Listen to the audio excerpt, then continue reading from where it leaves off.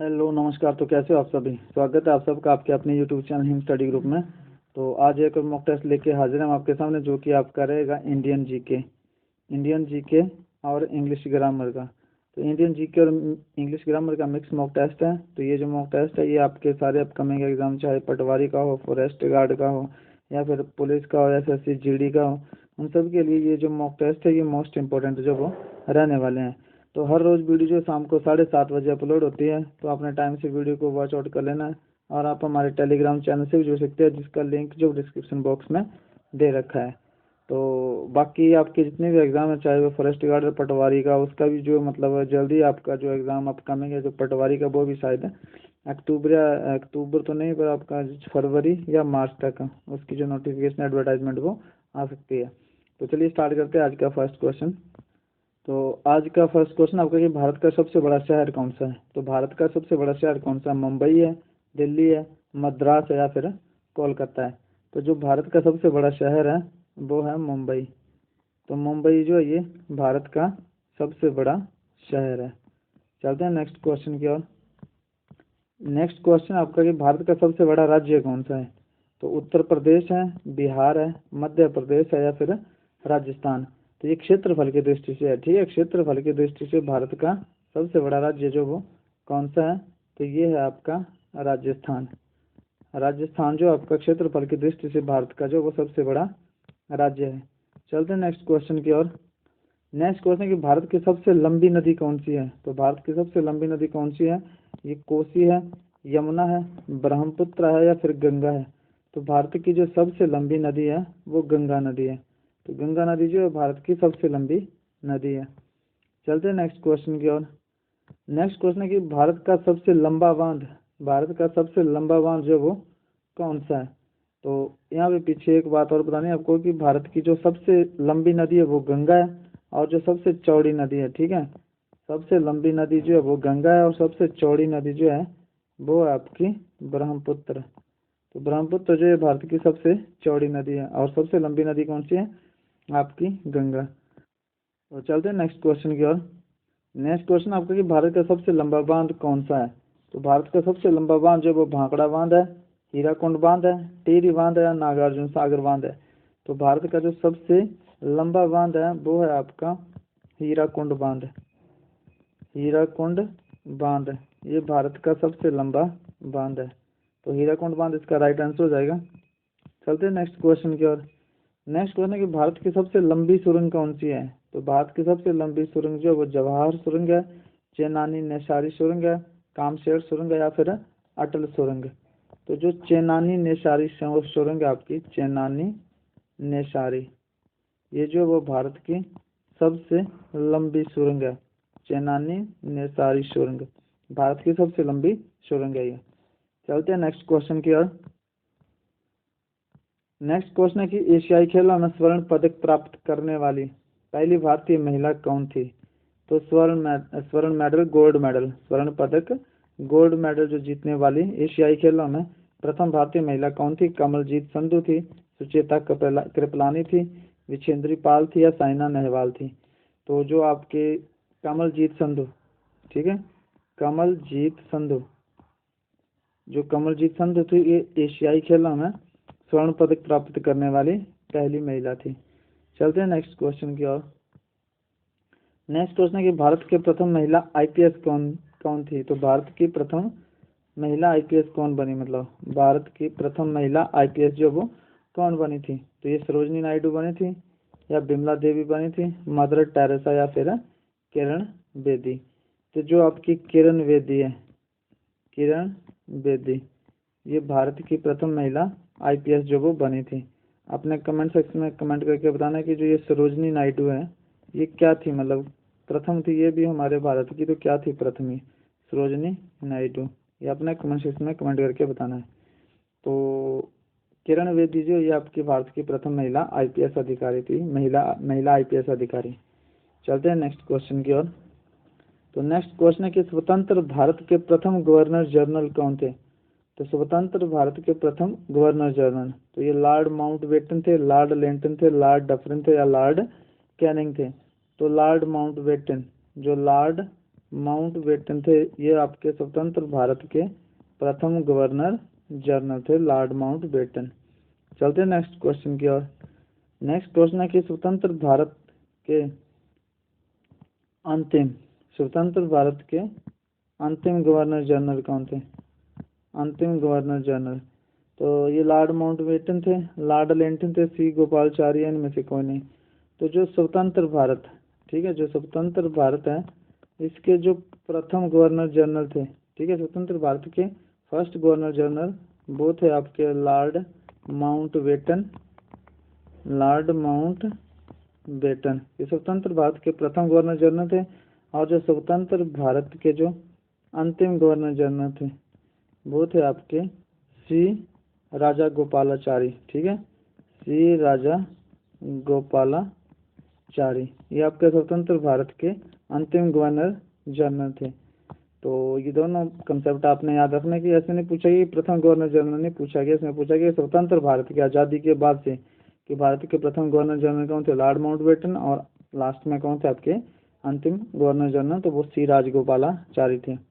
चलते हैं next question की ओर। नेक्स्ट क्वेश्चन है कि भारत में निर्मित प्रथम भारतीय फिल्म कौन सी है? तो ये आलम आरा थी, भीष्म प्रतिज्ञा थी, राजा हरिश्चंद्र थी या कृष्ण कन्हैया थी। तो भारत में निर्मित प्रथम भारतीय फिल्म जो थी वो थी राजा हरिश्चंद्र। जो भारत में निर्मित प्रथम भारतीय फिल्म थी, और पहली बोलती फिल्म जो थी वो आलम आरा थी। तो भारत में निर्मित प्रथम भारतीय फिल्म थी ये राजा हरिश्चंद्र। चलते हैं नेक्स्ट क्वेश्चन की। ये था आपके इंडियन जीके के 10 क्वेश्चन। अब आप करेंगे इंग्लिश ग्रामर के, ठीक है, जिसमें कि आपका फर्स्ट क्वेश्चन यहाँ से स्टार्ट होता है 11 नंबर से। तो फर्स्ट क्वेश्चन है कि we should appreciate honesty of Chandan. तो इसमें क्या भर जाएगा? We should appreciate an honesty आ जाएगा, ए ऑनेस्टी आ जाएगा, द ऑनेस्टी आ जाएगा। तो यहाँ पे काफ़ी कन्फ्यूजन होती है आपको, आप सारे फिल करेंगे इसमें एन, लेकिन इसमें जो एन पुट ऑफ नहीं होगा क्योंकि यहाँ पे बात बोलेगी कि वी शुड अप्रिशिएट है, हमें जो अप्रिशिएट करनी चाहिए किसकी? Honesty of Chandan, special honesty की बात करेगी। या जैसे ऐसे बोलते हैं honesty is the best policy, ईमानदारी अच्छी नीति है, ठीक है। तब आप जो यहाँ पे आर्टिकल का यूज नहीं करते, ठीक है। या फिर ऐसे बोलते हैं ही इज ऑनेस्ट मैन, तो यहाँ पे आ जाता है ए आ जाता है, ही इज ऑनेस्ट मैन, वह एक ईमानदार आदमी है, ठीक है। लेकिन यहाँ पे बोला कि we should appreciate honesty of the Chandan, यहाँ स्पेशल बात करेगी जो ऑनेस्टी किसकी? चंदन की। तो आपको पता है कि जब पार्टिकुलर सेंस में बात करी जाती है, स्पेशल मेंशन करके बात करी जाती है, डेफिनेट करके बात करी जाती है, निश्चित करके बात करी जाती है, तो उस कंडीशन में जो आर्टिकल द का यूज किया जाता है। We should appreciate the honesty of the Chandan, और चंदन की ऑनेस्टी को हमें जो अप्रिशिएट करना चाहिए, इसका मतलब ये है। अगर ऐसे होता he is a honest man, तो यहाँ पे मैन क्या? नाउन, ऑनेस्ट क्या आ गया आपका? एडजेक्टिव, और ये आर्टिकल आ गया। Honesty is the best policy, honest यहाँ पे आपका नाउन के रूप में यूज हुआ है, ठीक है। और जब ये कहावत है, प्रोवर्ब है, तो उससे पहले आर्टिकल का यूज नहीं होता। लेकिन यहाँ पे स्पेशल ऑनेस्टी की बात करेगी कि ऑनेस्टी किसकी? चंदन की, हमें अप्रिशिएट करनी चाहिए। तो यहाँ पे डेफिनेट सेंस में बात करेगी कि हमें चंदन की ऑनेस्टी के बारे में बात करेगी, तो आप आर्टिकल द का यूज करेंगे। चलते हैं नेक्स्ट क्वेश्चन की ओर। नेक्स्ट क्वेश्चन है कि she is walking dash road, she is walking dash road, ठीक है। तो she is walking on the road हो जाएगा, इन द रोड हो जाएगा, अलोंग द रोड हो जाएगा, ऑफ द रोड हो जाएगा। अगर यहाँ पे ऐसा होता है सी इज वॉकिंग डैश फुटपाथ, ठीक है, तो इन दोनों फिलअप करना आपने। तो यहाँ पे लिखे सी इज वॉकिंग डैश रोड, तो हम रोड के ऊपर चलते हैं, रोड के किनारे चलते हैं। तो ये रोड है, तो हम हमेशा चलते जब है तो रोड के किनारे चलते हैं, रोड के ऊपर नहीं चलते हैं। और ऑन का यूज होता है किसी ऊपर, ठीक है। तो यहाँ पे क्या भरा जाएगा? Along, she is walking along the road, वह रोड के किनारे किनारे चल रही थी, तो she is walking along the road. लेकिन यहाँ पे क्या बोला गया? She is walking dash footpath. अब फुटपाथ जो वो इंसानों के लिए चलने के लिए बना होता है, तो यहाँ पे ऑन का यूज करेगा जाएगा।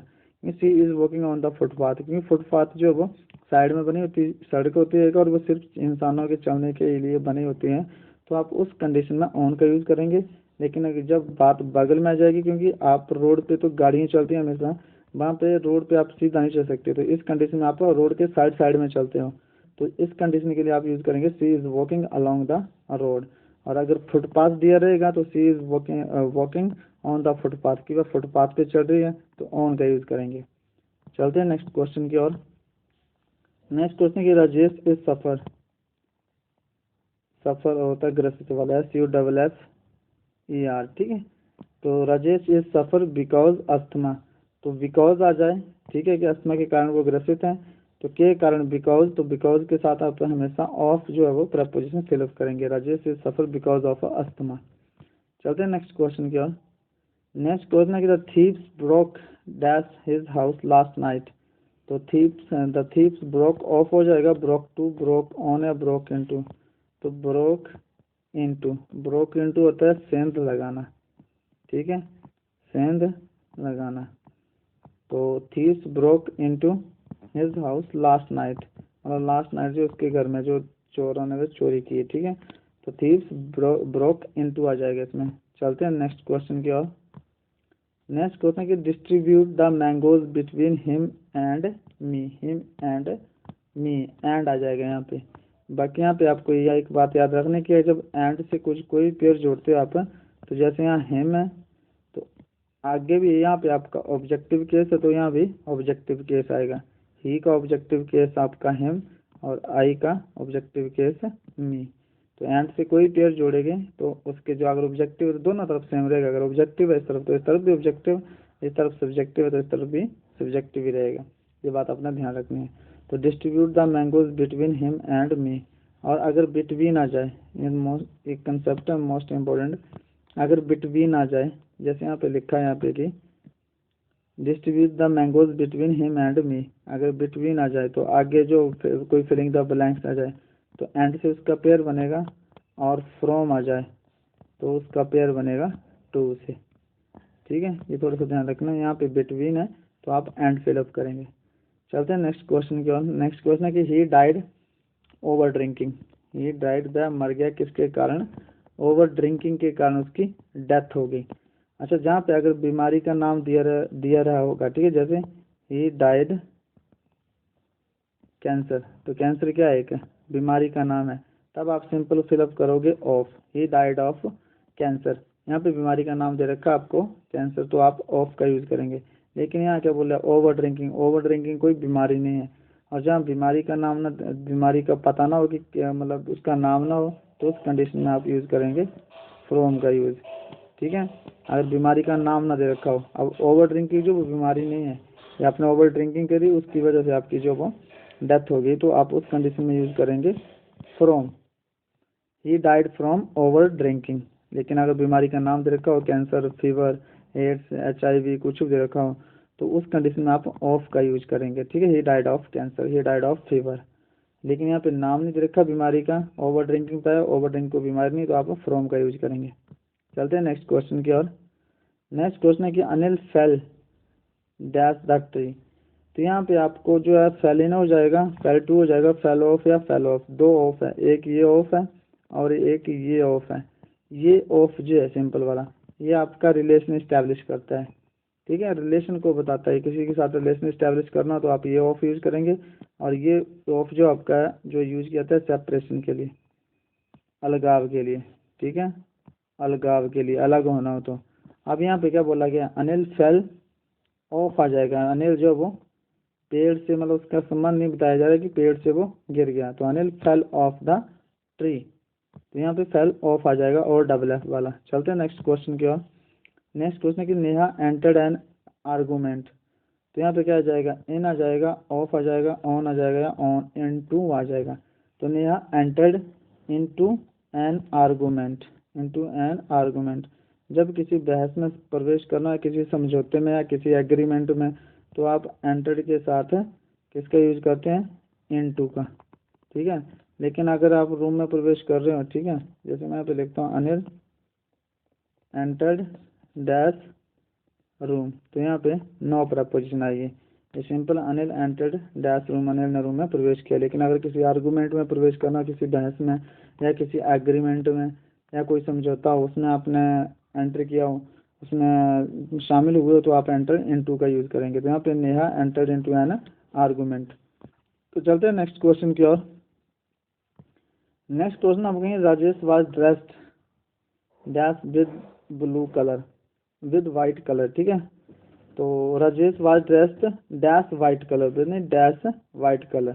तो राजेश जो वो किस में था, वाइट ड्रेस में था, ठीक है। तो जब भी कलर की बात आएगी, सी ड्रेस्ड इन ब्लैक साड़ी, ठीक है, तो उस कंडीशन में आप हमेशा इन का यूज करेंगे। Rajesh was dressed in white colour, तो उस कंडीशन में ध्यान रखें कि आप हमेशा इन का यूज करेंगे। तो यहाँ पे ड्रेस्ड इन, कलर के लिए आप हमेशा इन। चलते हैं नेक्स्ट क्वेश्चन की ओर। नेक्स्ट क्वेश्चन की एंटोनिमस ऑफ डाउटलेस। तो डाउटलेस क्या होता है, तो पहले आप देख लीजिए, ब्रेव होता है आपका बहादुर, ठीक है, ब्रेव होता है बहादुर। गैलेंट्री अवार्ड भी वो जो सेना में दिया जाता है वो भी बहादुरी के लिए जाता है, तो इसका भी बहादुर हो जाएगा। बोर्ड भी होता है आपका क्या, बहादुर ही होता है, ठीक है। और फेयरफुल होता है डरा हुआ, डरा हुआ, ये होता है फेयरफुल। और टिमिड, TIMID, टिमिड भी क्या होता है इसका, फेयरफुल का ही क्या हो जाएगा, सिनोनिमस, कायर। और कोवार्डली, कोवार्डली भी कायर या डरा हुआ। तो आपका ब्रेव जो होता है, इसमें पूछा गया एंटोनिमस पूछा गया, तो एंटोनिमस ये ब्रेव, गैलेंट और बोल्ड, ये तीनों तो आपके आ जाएंगे, इसके क्या आ जाएंगे, सिनोनिमस। तीनों का मतलब सेम ही होता है, लेकिन फेयरफुल, फेयरफुल होता है डरा हुआ, जो इंसान डरा हुआ होता है तो उसके लिए हम बोलते हैं फेयरफुल। और टिमिड जो है, टिमिड और कोवार्डली, ये भी क्या होते हैं, डरा हुआ। टिमिड कायर होता है, कोवार्डली भी कायर होता है, इनका मतलब भी क्या होता है, डरा हुआ। तो ये तीनों इसके सिनोनिमस हो जाएगा और इसका एंटोनिमस हो जाएगा। तो ये थे 20 क्वेश्चन आज के। तो 20 में से आउट ऑफ आपका स्कोर कितना हुआ, अपना कमेंट सेक्शन में कमेंट करके जरूर बताना है। तो ऐसे ही आपके लिए डेली सेशन अपलोड होते हैं, जो कि शाम को 7:30 बजे, तो अपने डेली वीडियो को वॉच आउट कर लेना है। और आप हमारे टेलीग्राम चैनल से भी जुड़ सकते हैं। तो मिलते हैं नेक्स्ट सेशन में, तब तक के लिए जय हिंद जय भारत।